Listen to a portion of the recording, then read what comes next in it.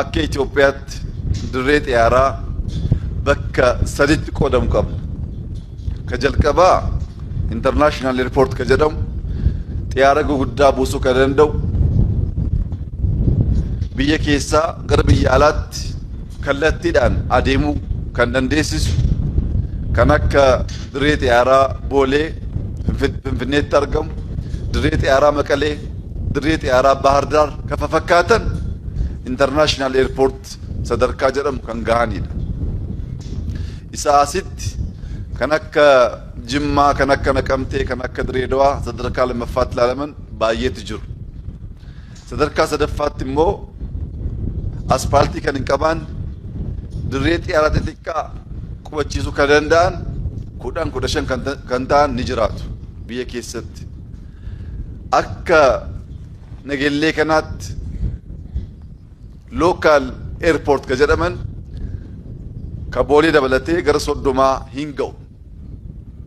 Kan eessa jiru akkamitti ummata biyya kaabaa, lixa, bahaa, kibba qunnamsiisaa jirra kan jedhu akka hubattaniif gara kaaba Itoophiyaa, waliigala kaaba Itoophiyaa dirree xiyaaraa 10 qabna.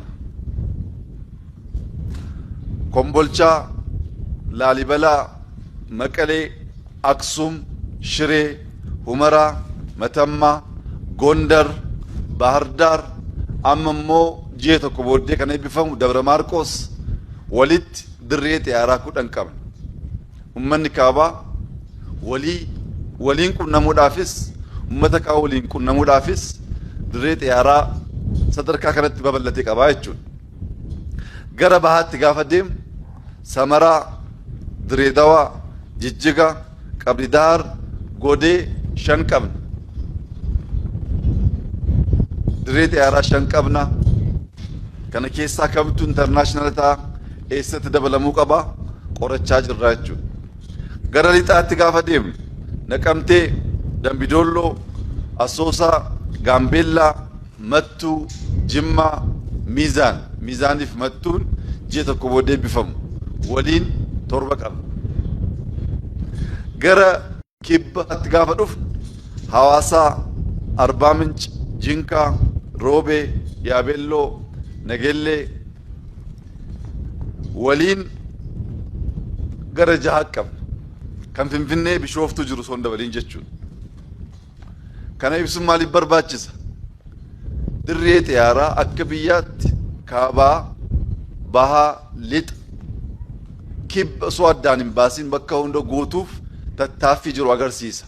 Ammas bakka hanqinni jirutti, bakka gahaa hin taanetti guutaa adeemuun hojii keenya kan ta'u ta'ee akka biyyaatti gara dirree xiyaaraa 30 ga'u xiyyaara guguddaa akkasii qubachiisuu danda'u hanga ammaa kan ijaarame ta'ee kana booddee ittuu babal'isaa akka deemu isinii ibsuu barbaada. Baga gammaddan, baga guyyaa kanaan geessan, ummata keessan iyyaafachuu, deemtanii dubbisuu, kan dhufellee hammattanii simachuudha.